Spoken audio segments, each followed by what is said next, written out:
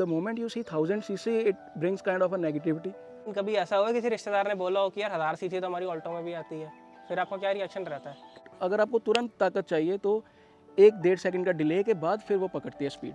ये एक कमी है, पता चलता है कि ये आवाज़ भी ग्रंट कर रहा है, थोड़ा सा ज़ोर अपने से काम लेने की कोशिश कर रहा है। ये इंजन थोड़ा सा क्रूड लगता है, थोड़ा सा रफ, सिटी मज़ा नहीं है चलाने में। मैंने तो क्या कर सकते हैं अभी कुछ कर नहीं सकते ना, पैसे लग गए हैं पैसे। अब जो स्कॉडा ने लोअर वेरिएंट में 1.5 निकाला है, अगर वो उस टाइम पे निकाला होता तो आप शायद नहीं, पक्का 1.5 लेता मैं, बिकॉज वो वर्थ होता। तो दोस्तों स्वागत है आपका मेरे चैनल दक्ष अग्निहोत्री पे। मेरा नाम है दक्ष और आज मैं रखूंगा अपना पक्ष। दोस्तों आज आपके लिए लेकर आया हूँ भाई आप सबकी फेवरेट सेडान इस सेगमेंट में, स्कोडा स्लाविया, जो कि भाई इतनी सुंदर दिखती है। एक बार इसके लुक्स देखो यार। तो दोस्तों आज मैं लाया हूँ इसका ओनरशिप रिव्यू। पहले तो मैं बता दूँ कौन सा वेरिएंट है। ये है 1 litre TSI ambition variant automatic के अंदर, जो कि सबसे ज़्यादा बिकने वाला, सबसे ज़्यादा वैल्यू फॉर मनी वेरिएंट है स्लाविया में।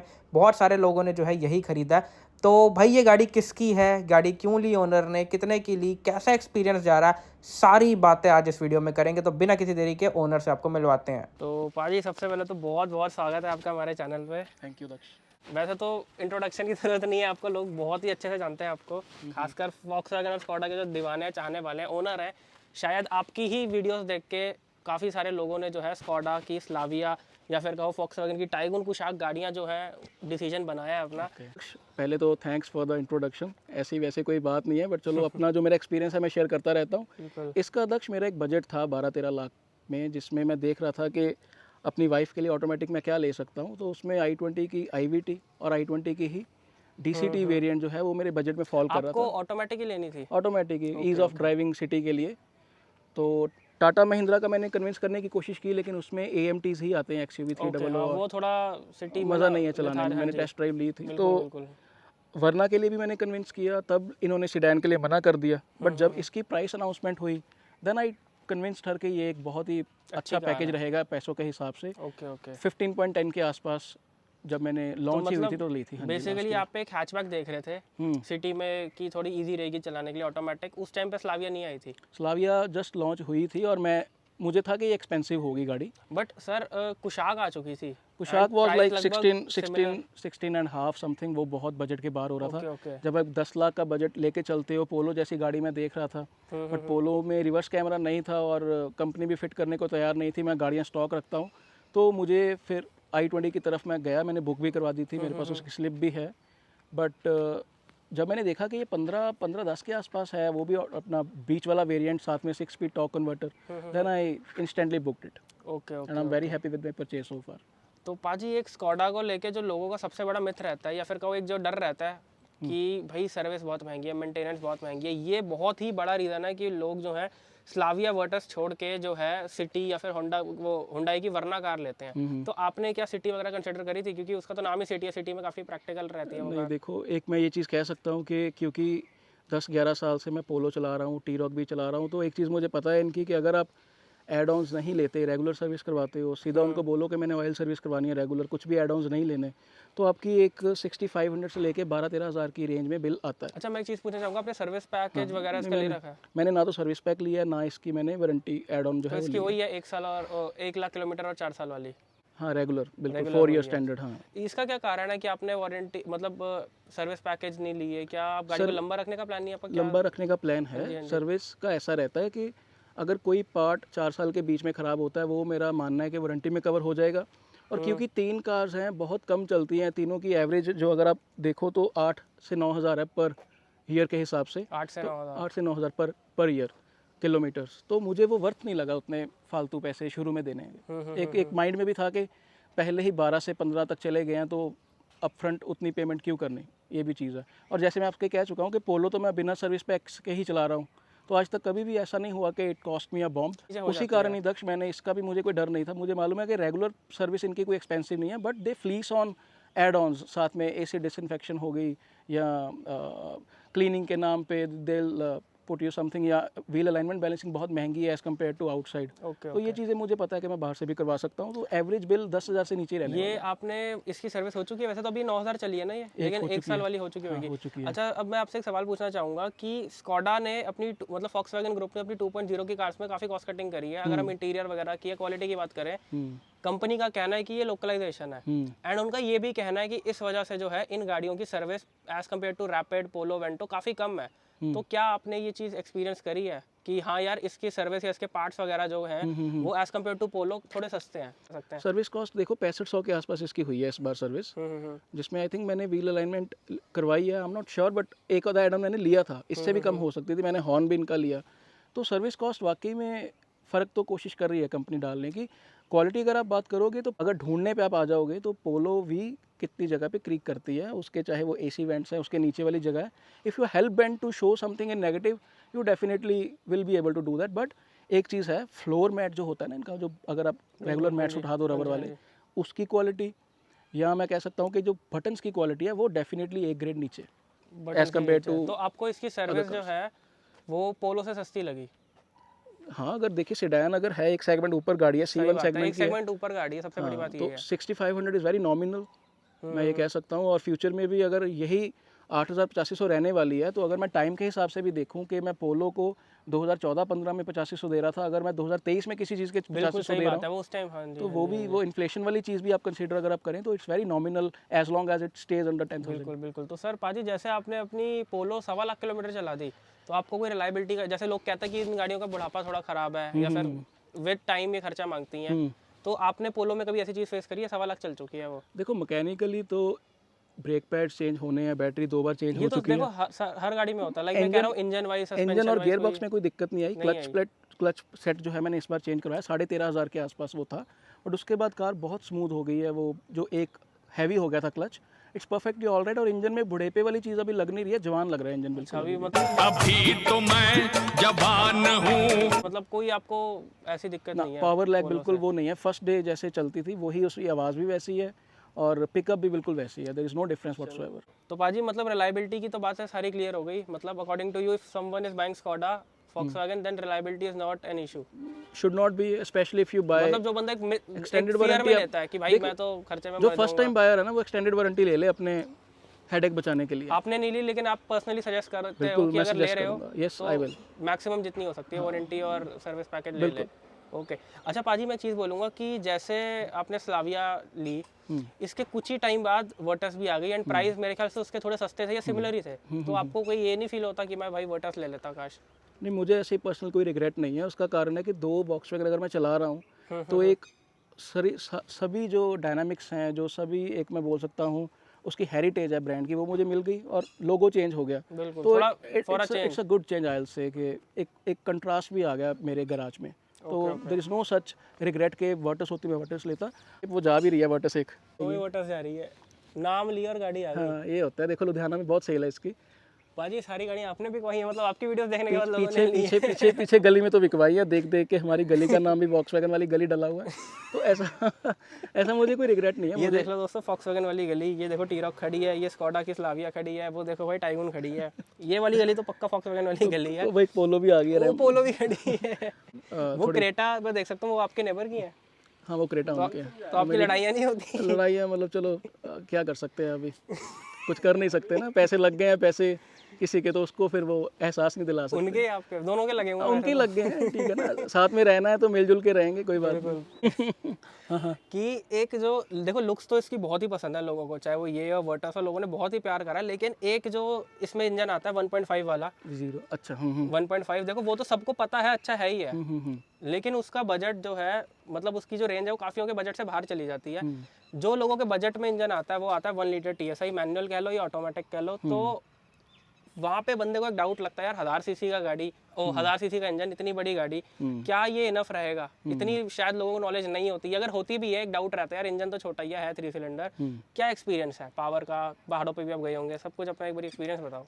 देखो एक वर्ड में अगर मैंने कहना हो तो इट्स वेरी सरप्राइजिंग कि बहुत ही अच्छा मेरा एक्सपीरियंस रहा है 1.0 TSI के साथ। If you forget 1.0 thing for a moment, इसमें 175 Nm का टॉर्क है, 115 हॉर्स पावर भी है इसमें, PS इंजन, राइट? 178, हाँ जी, 178 व्हाटएवर Nm टॉर्क जो है, तो जो वो कॉम्बिनेशन बनता है 6 स्पीड ऑटोमेटिक के साथ, आई नेवर फील लाइक कि अगर मेरे पास ये 1500 सीसी टी रॉक भी है हाँ, तो अभी मैं इस पे भी आऊंगा। मुझे कभी नहीं लगता कि मैं कोई इन्फीरियर चीज़ चला रहा हूँ। 120 130 तक चाहे 4 बंदे बैठे हैं चाहे 5 बंदे बैठे अगर हैं, मैं इसको वेरी एफिशिएंट। अगर मैं इसको इसके कंपटीशन से कंपेयर करूं, फॉर एग्जांपल मैं सिटी के 1.5 हुंडई का जो नॉन टर्बो इंजन आता है 1.5 वरना वगैरह का, अगर मैं उससे कंपेयर करूं, उसके कंपैरिजन में आपको क्या लगता है कि क्या ये इनफ है, मोर देन इनफ है, या कैसा है उनके कंपैरिजन में? एक कस्टमर जब देखता है उसे इसमें एक कमी ज़रूर है कि शुरू में जब आप शुरू करते हो ना चलाने, टर्बो जो आप कह रहे हो, टर्बो लैग, हाँ, तो लाइट फुट अगर आप चलाते हो तो वो आपको उतना फील नहीं होगा, बट अगर आपको तुरंत ताकत चाहिए तो 1-1.5 सेकंड का डिले के बाद फिर वो पकड़ती है स्पीड।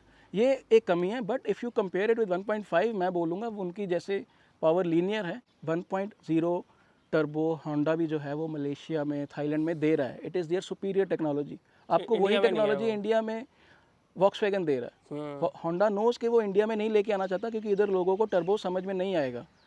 1.0 वरना आ रही थी टर्बो पहले, it was expensive, it was 16 something, 1.5 से महंगी थी, बट वो कम बिकती थी बिकॉज यहाँ पे लोगों को सीसी समझ में आते हैं, टर्बो समझ में नहीं आता। बट जिसको समझ में आता है, जिसको इसकी आदत हो गई है, वो एनए नहीं चला सकता। वरना का क्या था, वरना का जब बंदा इंटरनेट पे सर्च करता था ना, तो उसे दिखता था भाई वरना 1500 सीसी इंजन, 4 सिलेंडर, तो वो सोच के माइंडसेट बना के शोरूम पे जाता था। उसके बाद उसे पता चलता था 1 लीटर भी आता है। अब इसका अगर कोई सर्च करे, जो कार्स की तो इसका दिखता ही कार वाले हो गया, जिग व्हील्स हो गया, कार देखो उस पे भी सीसी सबसे ऊपर लिखे आते हैं। The moment you see 1000 CC, it brings kind of a negativity.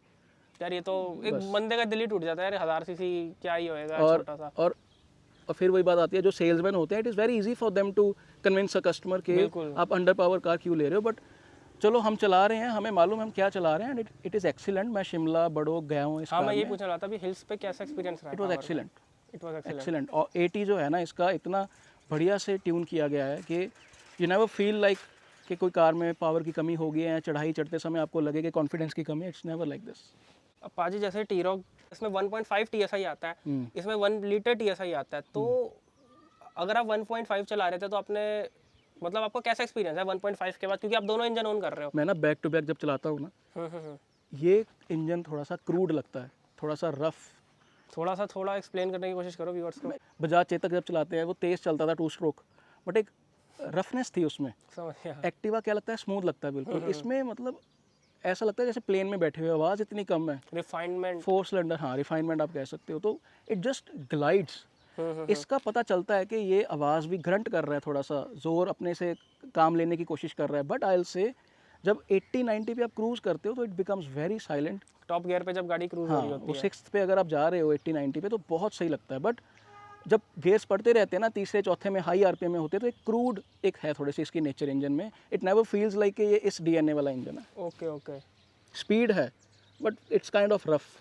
मतलब आप ये कह रहे हो कि 1.5 के कंपैरिजन में ये थोड़ा वीक है, लेकिन अगर आप इसको इसके कंपटीशन से कंपेयर करो, लाइक वरना का 1.5 या 1.5 एन इंजन जो आता है, तो उससे आपको ये बेटर लग रहा है? Yes definitely, I will pick any day 1.0। हाँ, एक चीज़ मैं ये भी कहूँगा दक्ष कि उस टाइम पे सीधा ही टॉप वेरिएंट आता था 1.5 DSG का। आज की डेट में एम्बिशन में भी 1.5 DSG आ रहा है। तो मैं डेफिनेटली अपना बजट में भी 1-1.5 लाख 2 लाख ऊपर कर लेता, क्योंकि मुझे मालूम था कि मैं क्या चला रहा हूँ, क्योंकि वो फिर कॉम्बिनेशन बहुत ही एक अच्छा, आपका मतलब है जब स्कोडा ने लोअर वेरिएंट में 1.5 निकाला है, अगर वो उस टाइम पे निकाला होता तो आप शायद नहीं, पक्का 1.5 लेता मैं, बिकॉज वो वर्थ होता। मैं फीचर्स पे कॉम्प्रोमाइज़ कर सकता हूँ, बट इंजन एक ऐसी चीज़ है जो 7-8 साल आपको चलानी है चीज़, आपको डेली वो चीज़ के मज़े लेने हैं। तो फ्यूल एफिशिएंट भी है, और DSG की जो गियर शिफ्टिंग है that is excellent as compare to torque converter. उसमें थोड़ा सा एक जर्कीनेस है टॉर्क कन्वर्टर। हाँ, एक मैं जरूर कहूँगा कि इस सेगमेंट में इससे अच्छा गियर बॉक्स नहीं है कोई 6 स्पीड से। हालांकि ये टोयोटा से ले रहे हैं, टोयोटा का काफी, लेकिन ट्यूनिंग जो है ना बहुत मज़ा आता है चलाते हुए। वो CVT में भी कोई मज़ा नहीं है, और IVT में बिल्कुल वो जो Hyundai का है उनमें कोई मज़ा नहीं है। पाजी सबसे इम्पोर्टेंट सवाल जो कि हर बंदा जानना चाहता है, चलने में तो बहुत मज़ेदार है, कितना देती है लेकिन ये माइलेज क्या है इसकी? सिटी हाईवे सिटी में देखो, सिटी में इसकी पहले साल तो बहुत कम थी, एक सर्विस के बाद इसकी 11 to 13 मैं कह सकता हूँ जो देती है। मैं लाइट फुट चलाता हूँ बिल्कुल, ऐसा नहीं है कि मैं माइलेज का ध्यान रखता हूँ, बट एक दिन के लास्ट में मैं देखता ज़रूर हूँ कि नंबर क्या आ रहे हैं। हाँ। और हाईवेज़ पे मैंने बहुत बार स्क्रीनशॉट भी डाला हुआ है इसकी। 17 to 19, 18.6 कभी आ गई, कभी 17.5 आ गई। मैं हमेशा ट्विटर पे स्क्रीनशॉट वगैरह जो है वो शेयर भी करता हूँ। तो आई फील मुझे माइलेज का कोई इतना बड़ा अभी कंसर्न 9000 चलने के बाद क्या इसका हिसाब किताब है माइलेज का? मैंने जैसे आपको बताया 11-12 आप मान सकते हो सिटी में, AC के साथ 22 मैं रखता हूँ, और अपना हाईवेज पे जो है वो 17 to 19 विद AC।